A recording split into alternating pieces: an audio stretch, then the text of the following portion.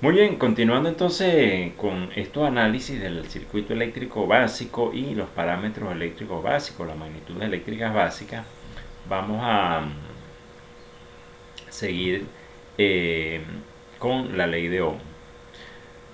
George S. Ohm, y a cuyo apellido se le atribuyó el término de unidad para la resistencia eléctrica. Recuérdense que la resistencia eléctrica eh, se mide en ohmios y con un ohmímetro. En clase anterior habíamos visto por qué funcionaba el ohmímetro de manera inversa, con una escala inversa, ¿no? Sobre todo el analógico. Johannes Ohm, un alemán por allá en 1840, no es que promulga, porque no es propiamente una ley jurídica, pero sí determina la ley de Ohm. Una ley que para el momento y para esa definición se aplicaba, sin embargo hoy día la ciencia ha avanzado y ha determinado que eso no es propiamente como él lo planteaba. La ley de Ohm decía que en una ecuación, en un circuito eléctrico, perdón, específicamente en un conductor de un circuito, que tiene una resistencia determinada por la letra R, al hacerle circular una corriente A aparecería en los extremos del conductor una diferencia de potencial o tensión. Eso no es así. Sencillamente no es así porque cuando le hacemos circular una corriente a un elemento, en este caso un conductor, necesitamos que exista la fuerza que lo impulse, y esa fuerza es la tensión. Es decir, la tensión no aparece porque aparezca la corriente, al contrario, la corriente aparece porque hay tensión que la puede impulsar. Entonces es una cuestión inversa, pero bueno. De su legado está la fórmula o la ecuación de Ohm.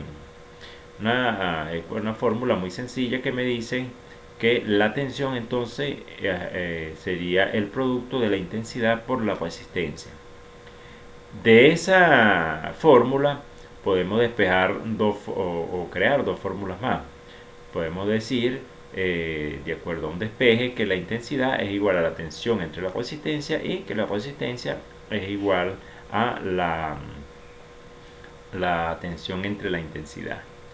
Como elemento clave de análisis me interesa conocer la intensidad. ¿Por qué la intensidad? Porque como les decía anteriormente, esa es la que me va a permitir calcular el calibre del conductor.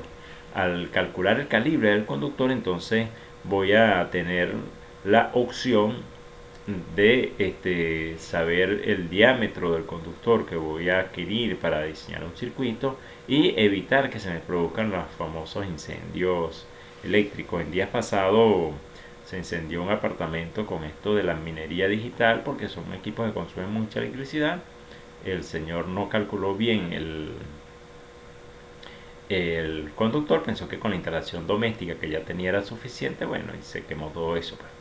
Un penthouse completo, o sea, quemado en Barquisimeto, producto del no cálculo del calibre de los conductores. Y ya es común, por ejemplo, que se produzcan incendios industriales o domésticos y los bomberos con mucha facilidad le atribuyen al término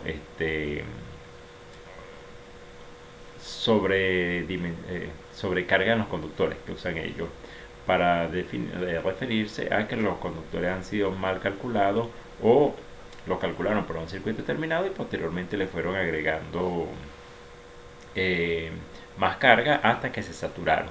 Entonces fíjense la importancia de la ley de Ohm, sobre todo cuando usamos esa fórmula I es igual a tensión entre resistencia.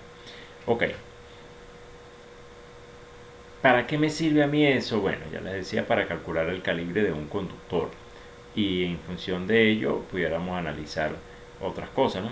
Pero la ley de Ohm me va a dar paso también a posteriormente a lo que fueron las leyes de Kirchhoff.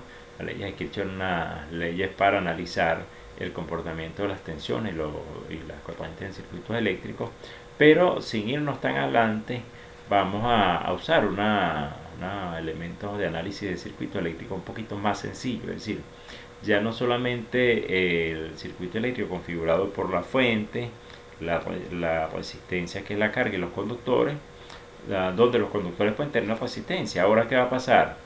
Que ya yo no tengo en un circuito eléctrico la fuente y una resistencia, sino que tengo dos resistencias. ¿Por qué tengo dos?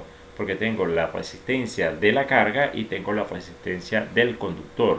Entonces ahora tengo una suma de resistencia, es decir, cuando salgo de un circuito, sale la energía por un conductor y ese conductor me genera o tiene una resistencia al paso de la corriente.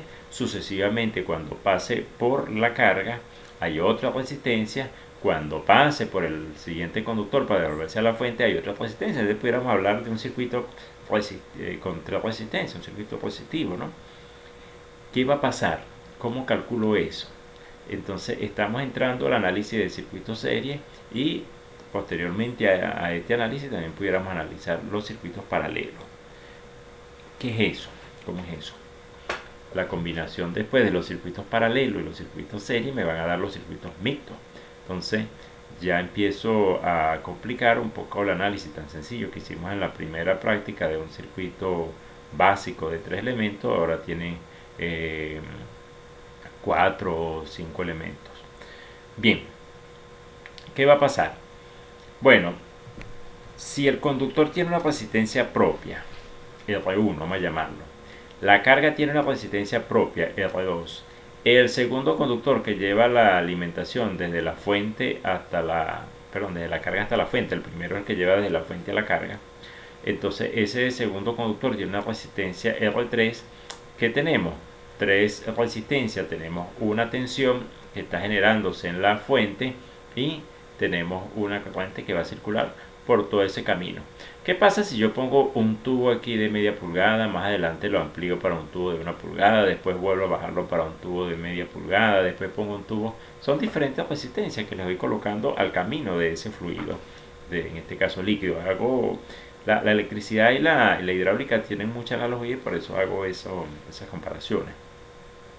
Bueno, ¿qué me consigo en mi circuito en este momento? Que tengo una resistencia 1, una resistencia 2 asociada a la carga y una resistencia 3 que es igual a la 1 porque es el mismo conductor, es decir, el tramo que se devolvió. Pero entonces, ¿cómo calculo ahora la intensidad? La intensidad sigue siendo la misma, I igual a B entre R.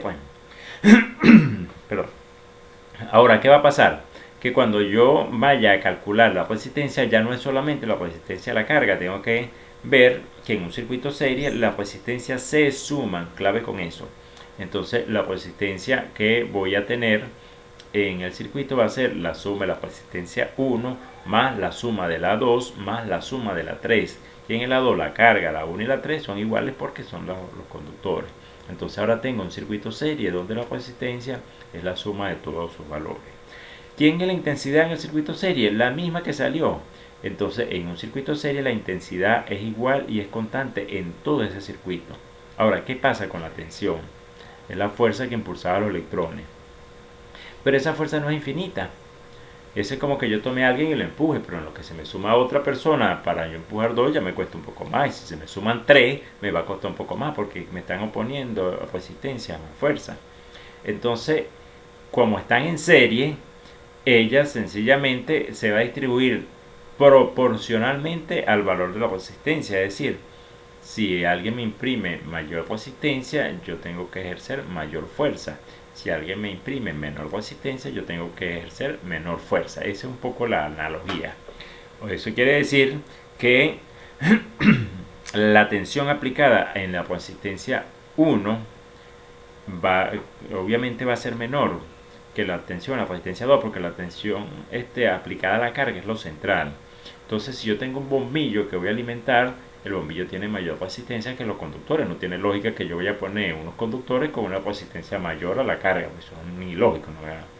Si lo esencial es que funcione el bombillo es la resistencia central, para que voy a poner unos conductores que me generen más problemas. Bueno, entonces la resistencia sería la suma de la resistencia 1 más la suma de la resistencia 2 más la suma de la resistencia 3, y las tensiones se distribuyen proporcionalmente. La tensión total de esa fuente se vuelve a distribuir como la suma de la tensión aplicada de la resistencia 1 más la suma de la tensión aplicada a la resistencia 2 más la suma de la tensión aplicada a la resistencia 3. Estrictamente entonces, por eso mismo que en un circuito serie las tensiones se dividen proporcionalmente a los elementos y la resistencia se suman, es la suma en la total, y mientras que la intensidad es la misma para todo el circuito. Bien, generemos un tercer video sobre el análisis de los circuitos paralelos.